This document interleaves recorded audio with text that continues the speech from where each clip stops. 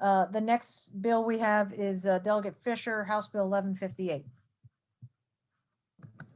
Thank you, Madam Chair and members of the committee. For the record, my name is Delegate Mark N. Fisher, representing Calvert County. I have before you House Bill 1158 entitled Calvert County Training on the 1776 Report Referendum. The bill requires the Calvert County Public School Superintendent, members of the Calvert County Board of Education, and public school teachers in Calvert County and administrators to receive annual training that reflects the findings of the 1776 report. The Calvert County Commissioners must identify and select the entities to provide the required training. The training requirement is subject to a referendum of the qualified voters of and in Calvert County only at the November 22 general election and will take effect January 1 of 2023 should it pass. That is effectively the bill. I do have a video, Madam Chair, that I would like to share, so I would require you guys to allow me to share a screen. Delegate Fisher, we, as you may have asked the office already, we don't do that for these purposes. You can certainly email it to everyone's office to make sure that they get a chance to see it. So we don't allow that because of COVID, or it's just not allowed? Just not something we do. We've said it, we have not shared something for anyone else. So that's been our standard. Okay. We do that in ECM. That's why I asked. I didn't realize that was a thing in Ways and Means.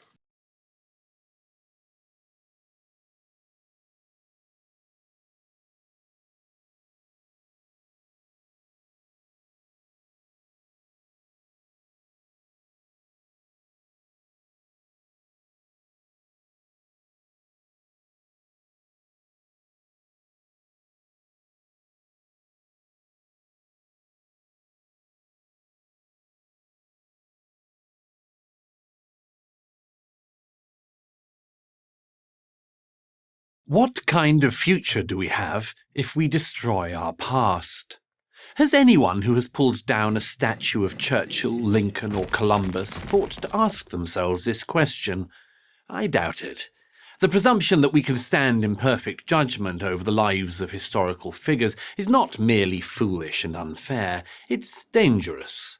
Consider what the statue destroyers are in effect saying.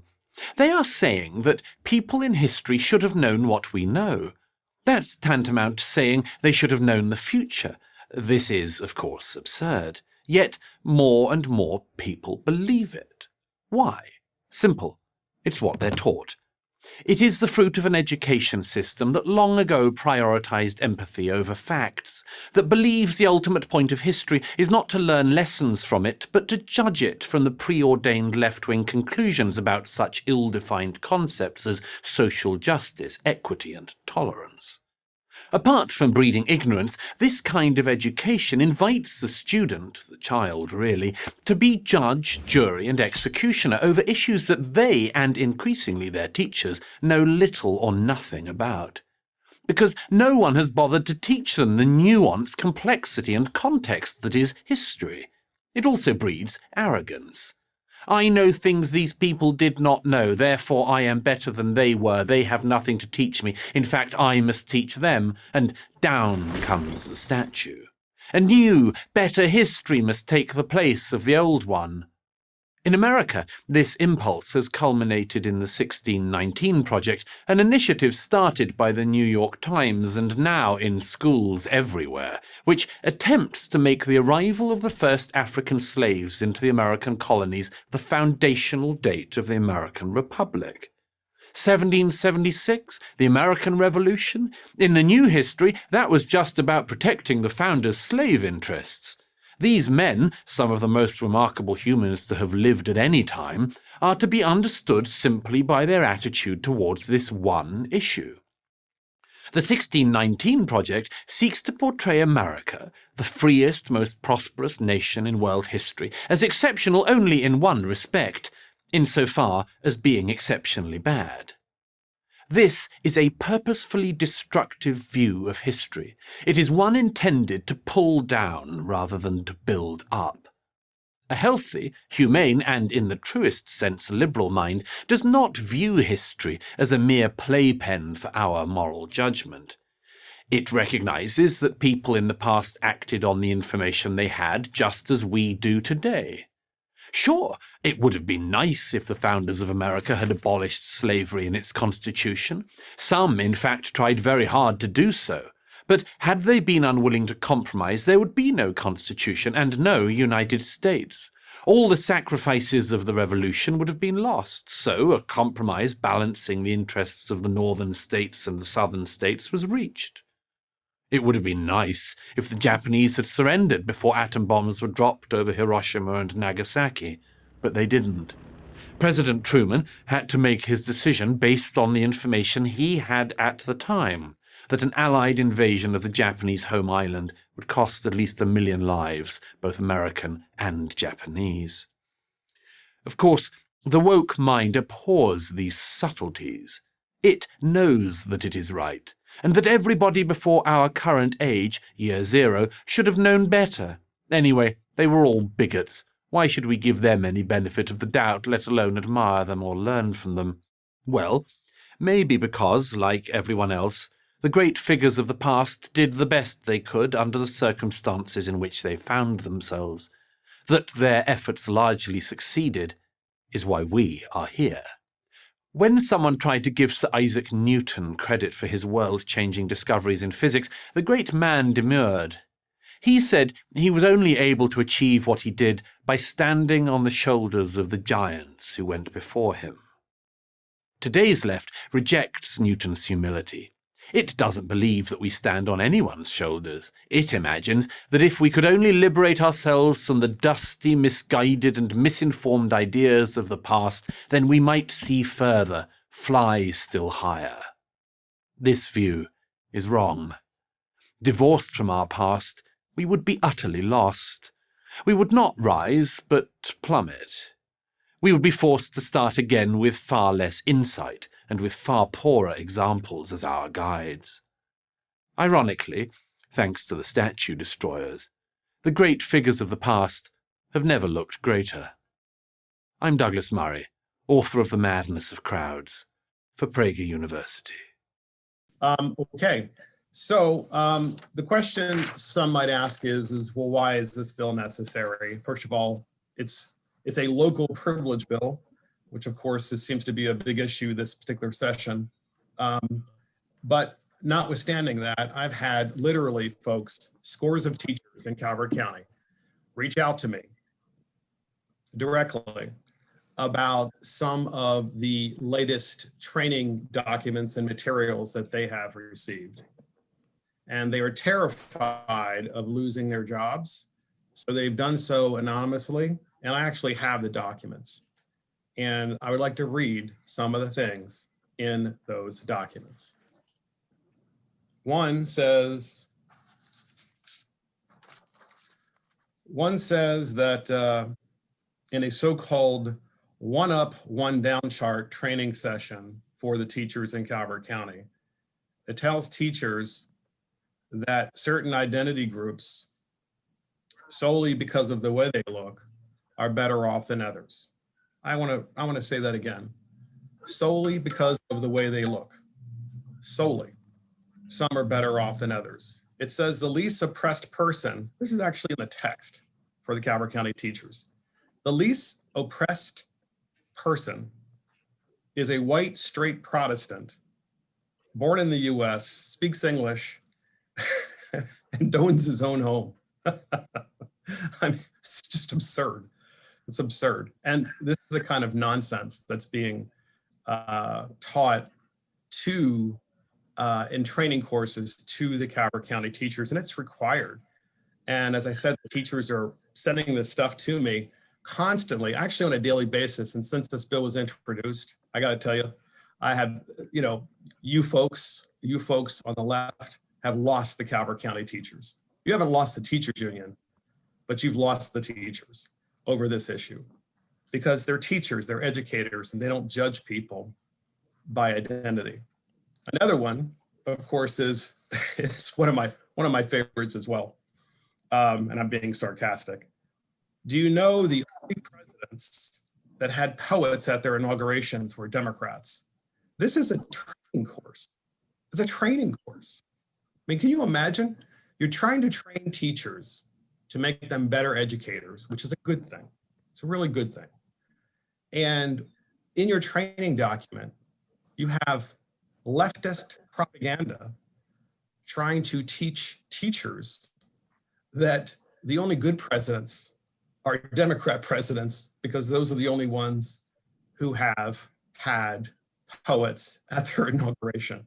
How stupid, right? How obvious, how biased, how non-liberal, right? Because it used to mean that being a liberal meant that you had critical thinking skills. You didn't fear learning different things. And so I got to tell, and by the way, I could go on and on with some of this nonsense that's in this document. I mean, it's just one after another, and we're getting more and more booklets from the teachers in Calvert County because the teachers are getting more and more of these so-called education training segments. And I have to tell you something, the rank and file teachers in Calvert County are just wonderful, wonderful people. They really are. And I've always supported them, and I support them here. And my goal with this bill, and this is important for your committee, okay, this is really important. And I want you to understand this before you start jumping and asking questions and thinking ulterior motive here.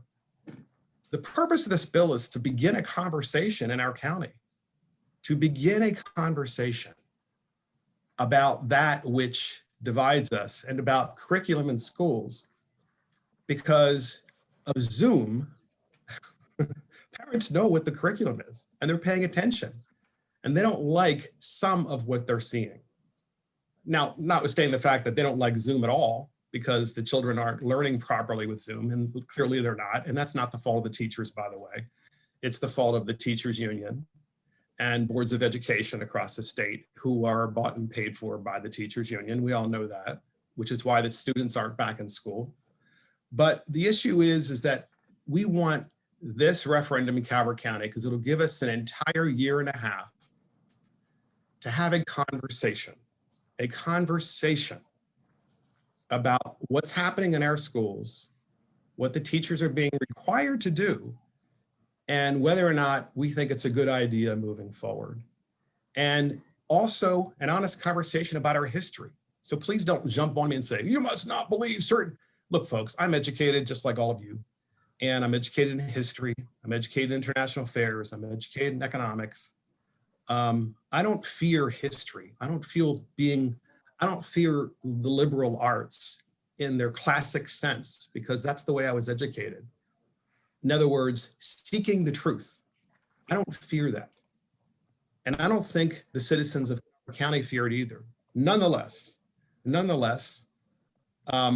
this bill only applies to Calvert County because I think it would be a really great idea for all of us in Calvert County to have this conversation moving forward. And I'll finish with this. I think identity politics is divisive. I think it's tearing our country apart. And we all know that that's the case. All of us elected officials know that that's the case because we see what has happened in the past year or so, maybe 2 years, maybe 3 years, maybe 4, maybe 10. And Charles Kessler of Claremont McKenna College wrote a terrific piece, and it was entitled America's Cold Civil War. And he talks about how identity politics are tearing our country apart because it's teaching our children to hate the country.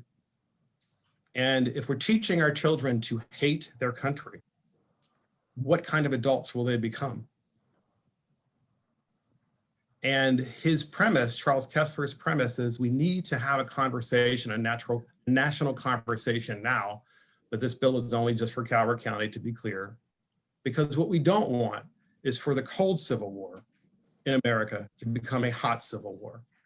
I don't want that either. I want a conversation. So with that, Madam Chair, I do appreciate you letting me go on. I wish I could have shown the video. Unfortunately, I cannot, but nonetheless, that is my testimony. All right, again, you can share that video with every member of the committee. Delegate Appreciate it. Smith with a question. Thank you, Madam Chair, and thank you to the good delegate from Calvert for presenting this bill. I appreciate your time today.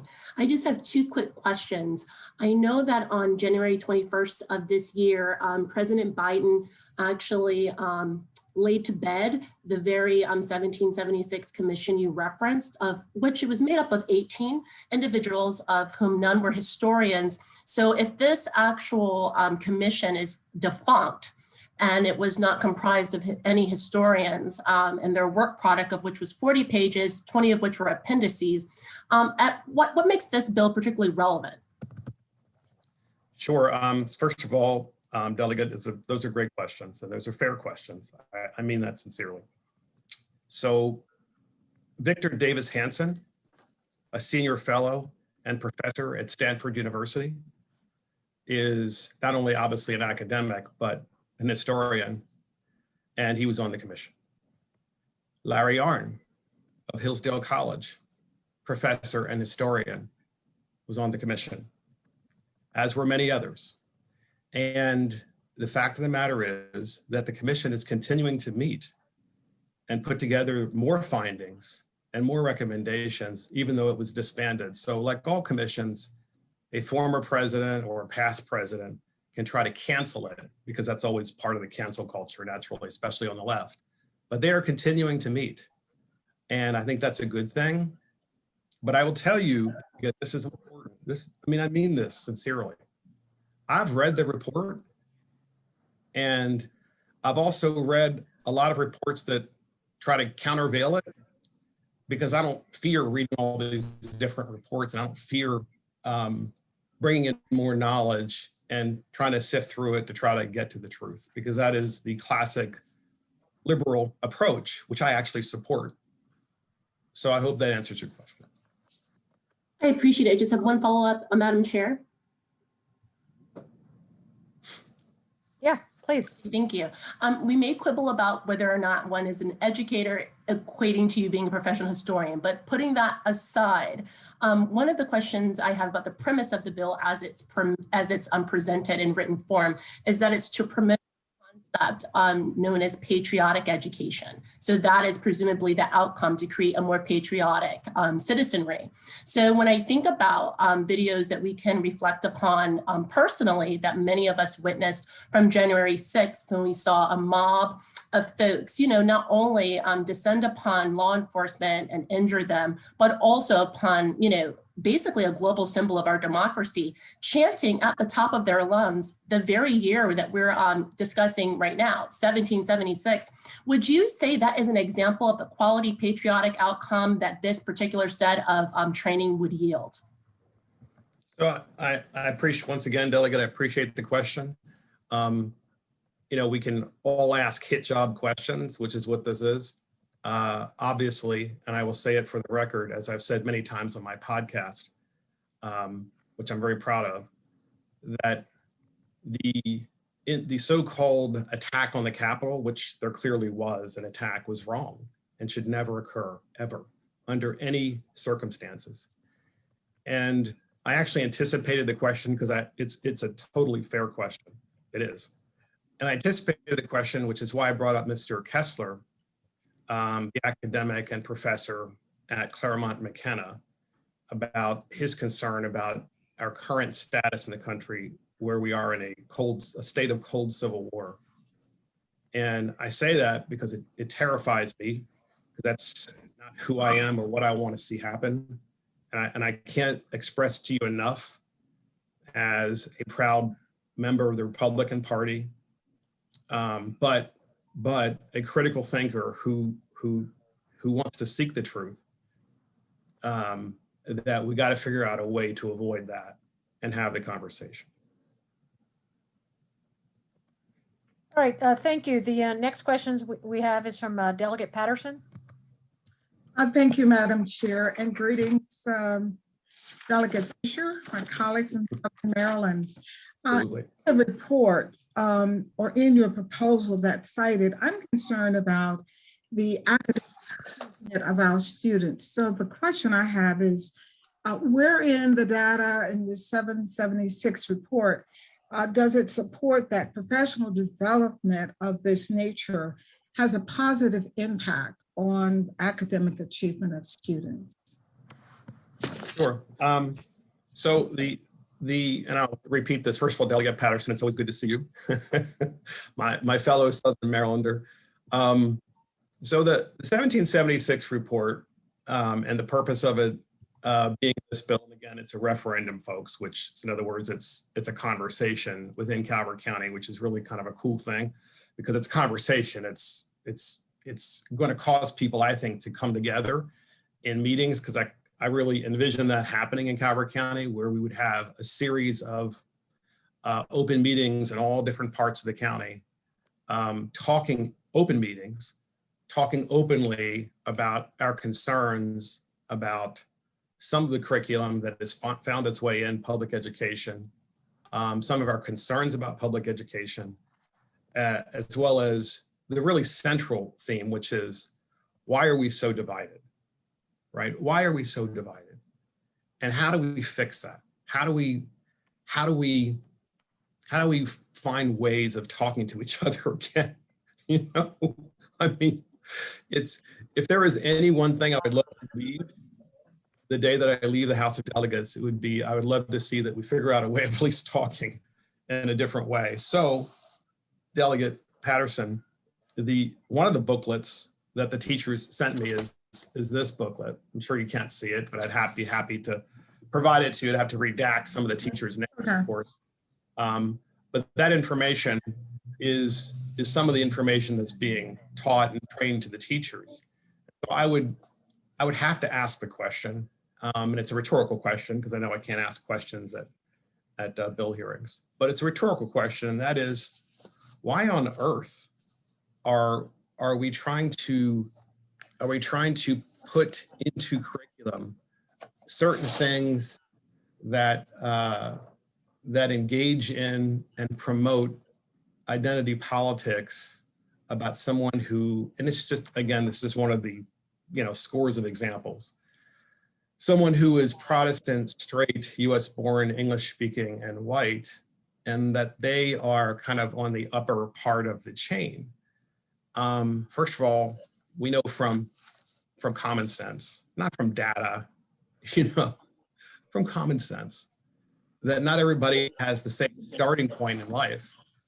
And I can tell you with my own life, my father is Protestant, and my backyard growing up in Baltimore was a junkyard with 6 people in a house with 1.5 bedrooms and 1 bathroom. And I feel like if we learn how to talk to each other that way about how we grew up and where we came from, we will be much less likely to engage in identity politics. Namely, we would learn how to judge people on the content of their character and not the color of their skin. And I would really love to bring that back to public education. Thank you, Delegate. Okay, thank you. We do have some other questions. Delegate Rose? Thank you, Madam Chair, and thank you, Delegate Fisher, for the bill. You already answered actually one of my initial questions in response to bringing up the riots and trying to make that some sort of point. But however, do you envision this group within your county as working with your local curriculum folks and working within your local school boards as just a step moving forward? Is that basically what your plan is for this bill? Yeah, thank you for the question, Delegate Rose. So the bill is unique in that it has a countervailing force in it, whereby it is indeed the Board of Education in conjunction with the superintendent, in conjunction with the county commissioners. So one of the things that currently does not exist, at least in Calvert County, I don't know about the rest of the state, is the county commissioners don't really have, there's no real check and balance with the county commissioners and the superintendent and the Board of Ed with respect to curriculum and public education. The only leverage the county commissioners have really is money, but that's all prescribed anyway by state law. So it has to happen. And then once that money is transferred to the school system, there's no further leverage. And by leverage, I'm just talking about like a check and balance. And so the answer to your question is yes, we would love to have that opportunity to put that check and balance in place. And that would force the conversation, which is all I'm trying to do with this bill. Look, I know all the members of the General Assembly would probably agree with a lot of the idea that we need to learn how to talk to one another again. And we've got to learn how to bring communities together again. And that's really all I'm trying to do in Calvert. Thank you. All right, thank you. Are there any other questions? All right, we do have one person signed up. I'm not sure if I see him here, Mr. Vince McAvoy. Mr. McAvoy, are you here? Let me just double check in the, right, he's not in the waiting room. Seeing no other questions, we are done with the hearing on House Bill 1158. Thank you, Delegate Fisher. Thank you, Madam Chair. Appreciate it.